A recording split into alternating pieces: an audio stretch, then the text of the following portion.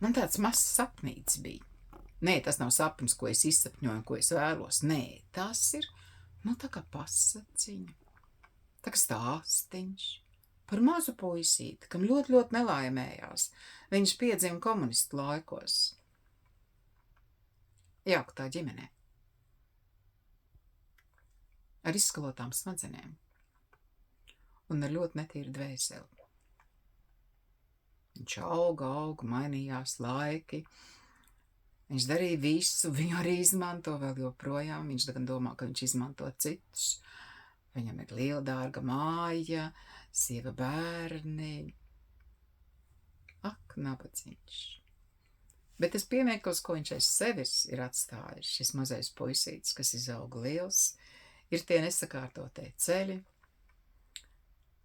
viss tā krāpšanās un projektēšana. Tas cilvēcīgs arī savā laikā ir bijis satiksmes ministrs. Un to vajag atcerēties, kādi mums ir tie ceļi. Mums ir daudz satiksmes ministru bijuši. Protams, viņi kolosāli izveidoja kapitāla sabiedrības, viss grozījās ap ostām, un visi sūdz asins savai tautai. Tas taču nav noslēpums. Mēs taču to zinām. Tā ir sistēma. Un šī sistēma, kas pastāv visā pasaulē, būtībā tāda pat verdzība vien ir. Arī sports ir verdzība un nekas cits.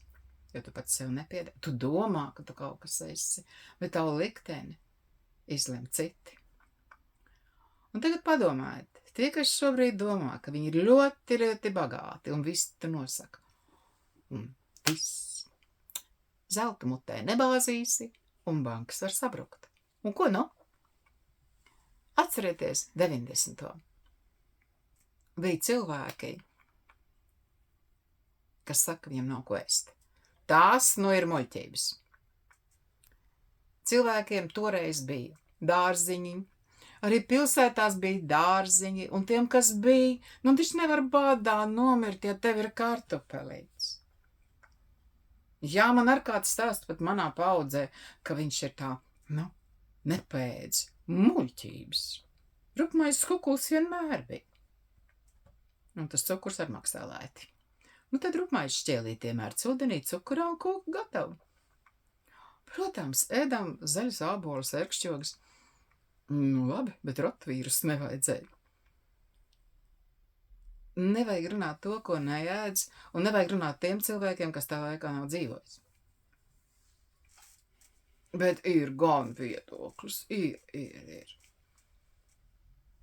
Mums pat ir pārāk laba dzīve, un aiz pārāk labas dzīves cilvēki nesaprot tos, ka citur ir daudz bēdīgāk, ka pietrūkst dzeramā ūdens, kad bērni mirst no slāpēm,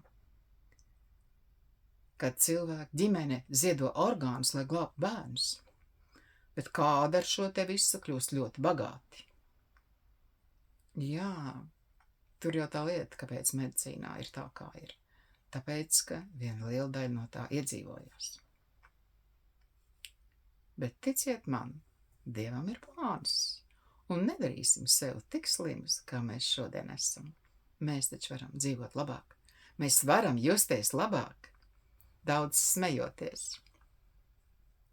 Nesēdēt telefonā, nesēdēt datorā, neticēt mākslīgam intelektam, kā nu pat dzirdēja, ka divu intelektu īpašnieki ir saķērušies, jo viens otru intelekts ielīdz viņu caurumos un izrādās, ka visi ir zagļi, zog datus, un jūs paši tos datus liekat iekšā. Jūs liekat fotogrāfijas par saviem bērniem, par saviem dzīvniekiem kaut vai. Tā arī ir informācija. Nevienam nekas nav jādod.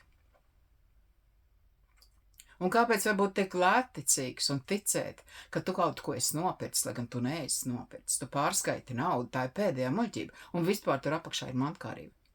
Tā ir mantkārība. Cik tad mums vajag? Un mīļie, zārkam kabatu nav. Atā!